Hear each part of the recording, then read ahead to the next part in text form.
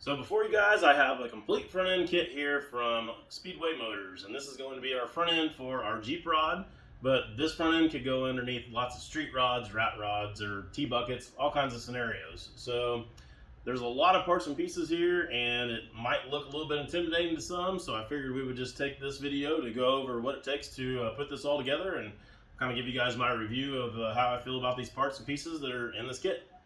I think the first step that we've got to do, though, before we can put anything together is we need to take this front axle and the spindles, probably some calipers, and get that stuff painted so that we can start assembling. Okay, we got our axle painted and we got our spindles painted here, so we're ready to start assembling. Figured I'd give you guys kind of a little closer look of what this thing looks like before I actually start assembling. Got some nice machine work here, got some nice welds on there. Everything looks like it's, you know, pretty precision cut and all of that.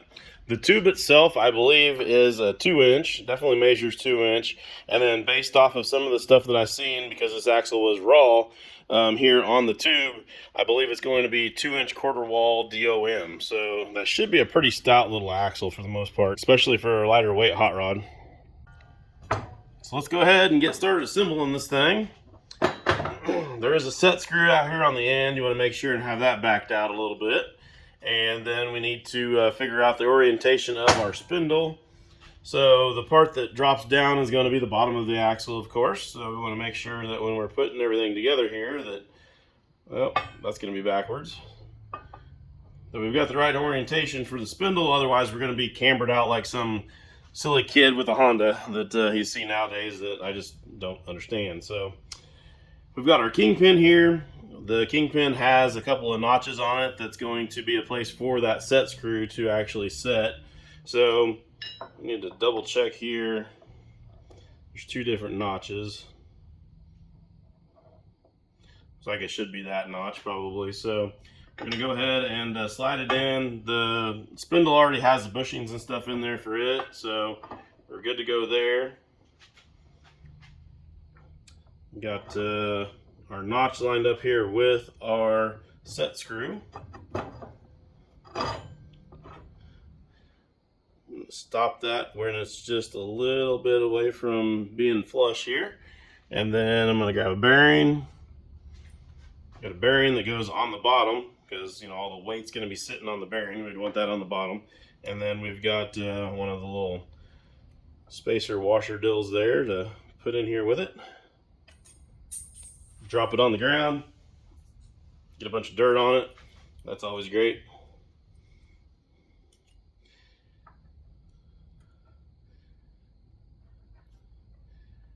I think just one of those washers is going to be all I'm going to need on this particular setup.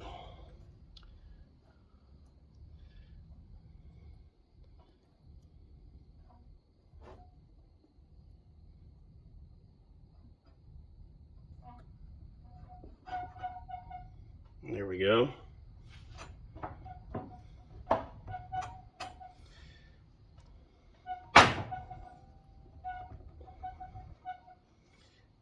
So that's looking pretty good there. Now, the next step we need to do, they have these little caps here, and then there's a little snap ring. So a little cap goes in here on the end, and I've got to go get some snap ring pliers probably. All right, we got our cap still in place there.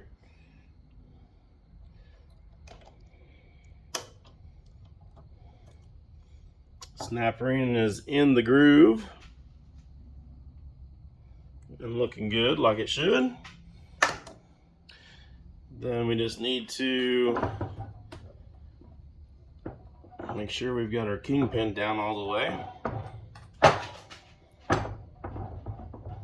which I believe it is now. And we gotta do the same thing on the other side. Little cap. Cap has a little dome on it, so it kind of helps hold everything in place. And then our snap ring.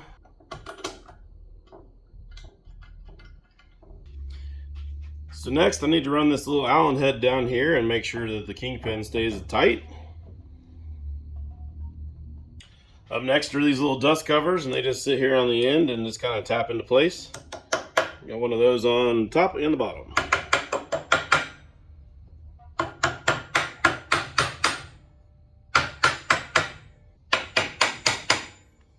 that wraps up the spindle installation on this side, and now we're ready to do the other side.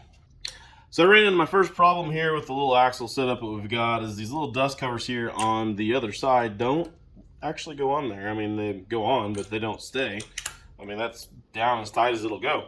So I picked through the 4 of them that I had and put them on the other side there that were the tightest, and then these 2 here that are left are just not tight at all. So those aren't going to work. I'm going to have to get with Speedway, see if they'll send me a handful more of these or something so we can see if we can get something that'll work in here. But for now, let's keep moving forward. I'm going to go ahead and do the caliper brackets next, I think, and that will also mean that we need to do the steering arms and stuff like that as well. So I couldn't find anything in there that actually stated one way or another which way this is supposed to go, but the design of this is actually made to where it's a little bit different from side to side. So if I put this bracket on here like this, that's going to actually allow this to have the caliper on here and sit it just slightly higher than center.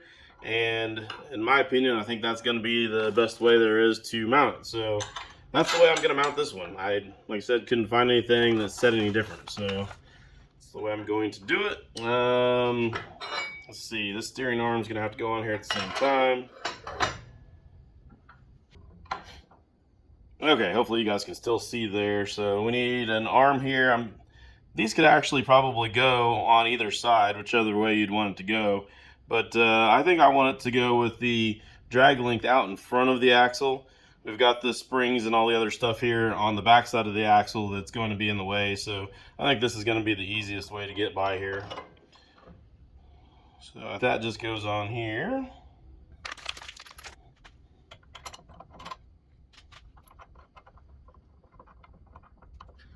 I'll have to get some wrenches and tighten that up, and I'll find the other bolts to go on the top of here, and I'll get that knocked out and I'll bring you guys back.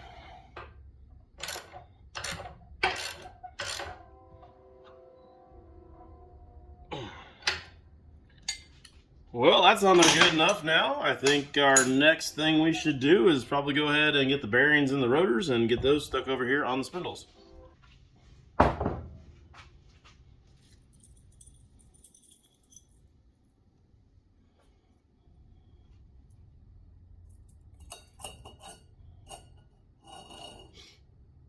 So I'm kind of slightly confused here. They sent a bearing with a race, and this is the inner one, the bigger one, and then the outer one is the smaller one, and they sent a separate race for it. The rotors that they sent already have the races in them, so I don't know why they did that, but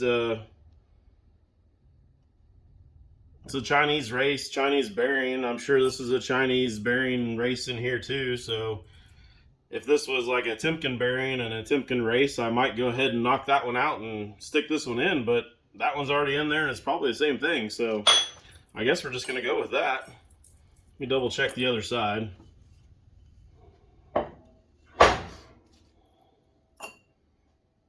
Yeah, same thing. That's the right race in there, so I think I'm going to go ahead and just pack the bearings here, and we'll stick these on, and this is not any different than what you see on most of your 80s, 70s model stuff, whatever here with disc brakes. So pretty straightforward on this part. I'm going to go find my grease and slip these on there. I've got to tell you guys, I packed bearings for years by hand, and I finally ended up getting one of these little bearing packers, and it is money well spent. I'm going to leave you guys a link to it down below and below the video so that you guys can get one of these yourself, because I think everybody ought to have one. So up next, we'll just tap the seal in place, and once the seal's in place, then we can go ahead and slip it over onto the spindle and get that outer bearing packed. And after the outer bearing gets packed, there's a little washer that has a spot that lines up on a keyway, and we got to get that on there and then go ahead and put the nut on and tighten everything down.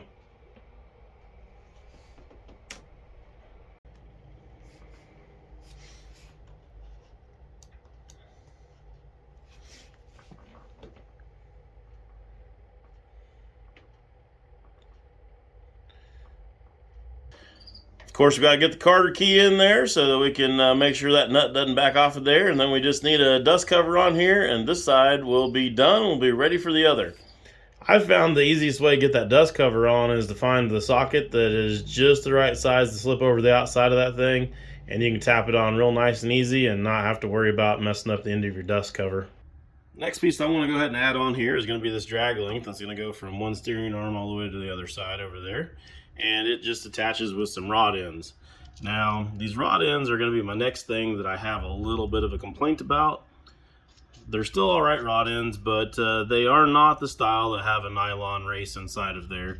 They're a little bit on the cheaper side, and I think that it'd be a better scenario if it had the nicer rod ends in there, but this is what they sent, so it's what we're going to use. But that'd be one of my little bitches from this little part of it here. So drag link should be threaded, should have a right hand on one side and a left hand on the other so that we can adjust this thing. And I guess before I thread this in there, I should show you guys.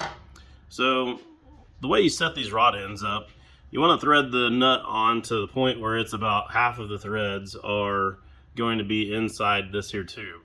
Then leave the other half, including the nut, sticking out. By doing that, what that's going to allow us to do, and if I leave this nut on there right now the way it is, I can thread this into this tube, and we're going to have plenty of tube engaged onto the rod end no matter what we do to adjust this thing from here on out. Because the way I'm going to adjust it is I'm going to run it up to where we touch the nut, and then now I'm going to look at how much threads are left past the nut, and I'm going to take about half of those away to where we have about the same amount of threads on each side of the nut. I'm going to run that on into the bar as well. Now when we're adjusting this thing, if we run it in or out, we have still threads left to be able to do that, and even if we run it out, we're still going to have plenty of the rod end engaged into the tube, so we're going to be good there. I'm not going to tighten this up yet because we still need to figure out exactly what we're going to be doing here to align everything. Since they don't have the nylon bushings inside the, or the nylon races inside the rod ends, they did throw these in here. These are kind of like a little dust protector type of deal. So I guess that helps out a little bit. Definitely better than nothing for sure. So that's going in there. And this is just going to go right through there, and then we're going to put our nut on the bottom.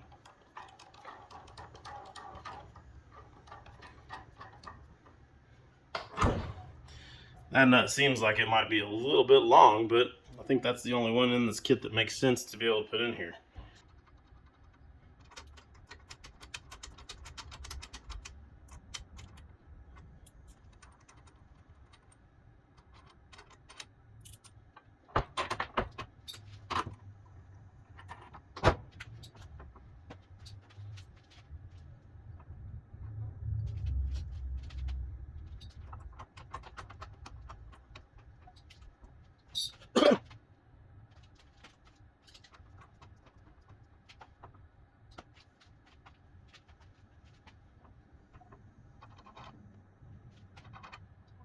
So next I want to go ahead and get the radius rods on here and get those all set up.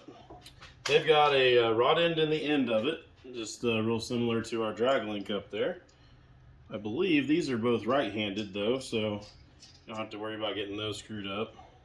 They've got a rod end on this end to allow you to kind of be able to set up your front end from side to side. So if you've got any kind of racking in your front axle, you can take that out by adjusting these here at the frame. That's going to push and pull the axle forward and backwards. So up next on the other end of the radius rods here, we get one of these clevises, and it works basically just like one of the rod ends does, except for the end of it doesn't have any adjustability as far as side to side motion. This just locks right here on one of these tabs on either side and keeps everything pretty rigid at that point. But it still does give us the ability to thread it in and out, which is going to allow us to rotate this axle forward and backwards and help align everything all up. They get a nut on the end of them too, just like the rod ends. The nut is there to lock down either the rod end or these clevises. That's the main purpose of that, in case you were wondering.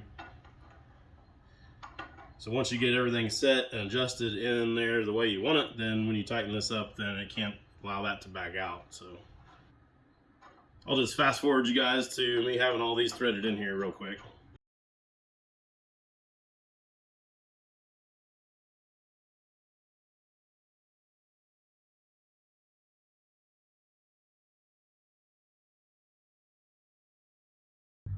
Well, I think we're at the point we're ready to put our spring in here. The spring mounts off of some shackles, which then mount these little shackle mounts, and then they go right there into those holes. I think I'm just going to take the halves of the bushings for those and just tap them in place here on the table first. They're pretty tight fit.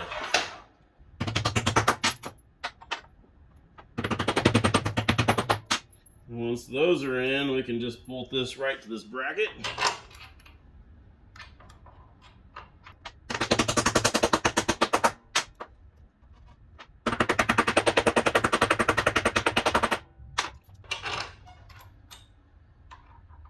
And then we have to do the same thing on the ends of the springs.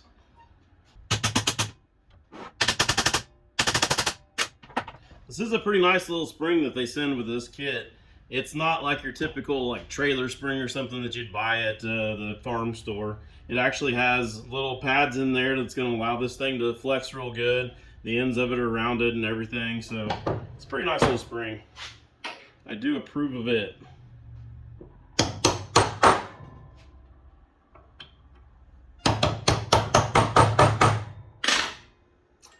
Alright, so now we can put our spring on. Shackle bolts just go right through there. Actually, I think I can just tap this on first. Then we don't have as much to line up here.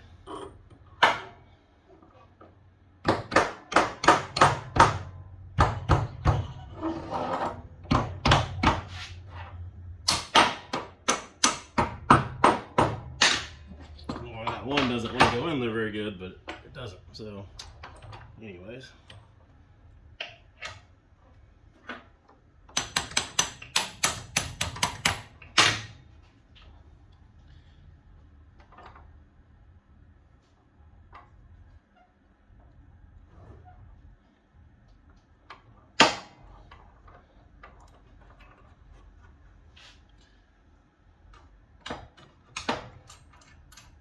Need just a little bit of play to be able to get it far enough over here to go in.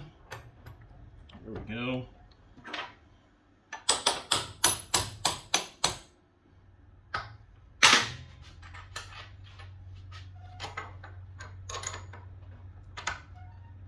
Plates on. The other half of the shackle. Some nuts on there, and then we can just tighten all this up and this part will be done.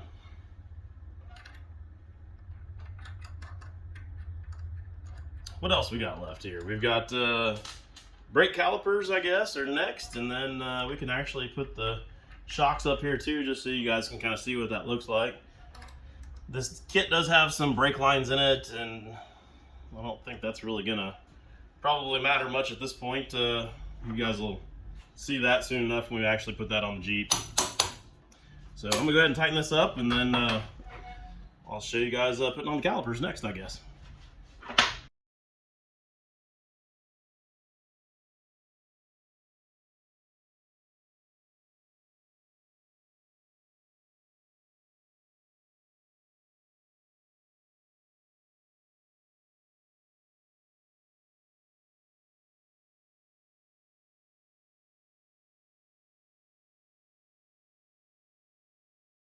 Well, we're quickly running out of parts, but we do still have some shocks left here, so we can stick those on. On this particular shackle right here, we have a stud sticking off the side that will actually allow us to put our shock right there, which is going to make this thing super easy to be able to mount.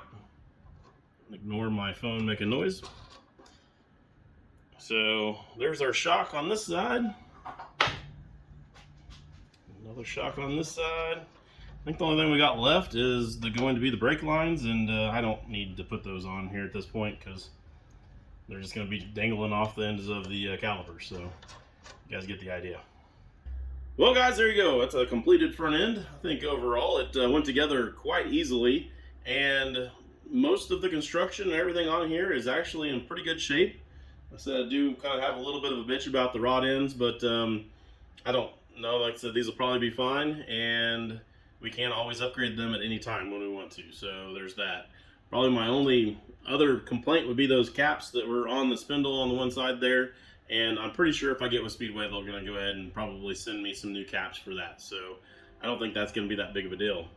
So I think now we're ready to take this thing over and try to get it fitted underneath our Jeep and get that thing to be a roller again. So if you guys want to see how that all turns out, I'll put you guys a link to that video up here when it's out and about. And for now, I guess I'll just have to give you guys a link to the playlist for the Jeep. So you guys can watch that and check it out. And I'll see you guys over there on those videos, but this one's done. Talk to you later.